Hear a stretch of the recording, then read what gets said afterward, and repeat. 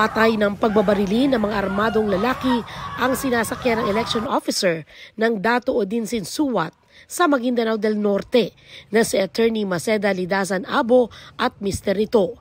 Pinaghahanap ang mga suspect. Mariing kinundina ng COMELEC ang pagpatay.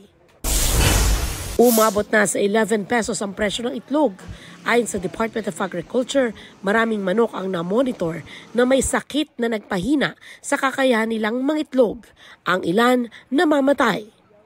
Pero sapat naman daw ang supply ng itlog ayon sa Philippine Egg Board Association, kaya hindi dapat nagmahal ang presyo nito. Pinabulaanan ng PNP ang aligasyon ni Senador Bato de la Rosa na inalis kamakailan ang kanyang security escort sa Davao. Ayon sa PNP, walang aprobadong Certificate of Authority o exemption sa COMELEC ang dalawang security personnel ni de la Rosa sa Davao, kaya ito binawi. May 4 pa naman daw na protective security personnel na nakatalaga kay de la Rosa.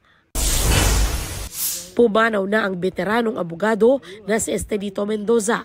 Kinumpirma ito sa GMA Integrated News ng kanyang anak na si Susan. Si Mendoza ang director ng Philippine National Bank at nagsilbing Solicitor General sa ilalim ng administrasyon ni Ferdinand Marcos Sr. mula 1972 hanggang 1986. Sandra Aguinaldo nagbabalita para sa GMA Integrated News.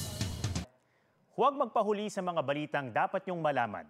Mag-subscribe na sa GMA Integrated News sa YouTube.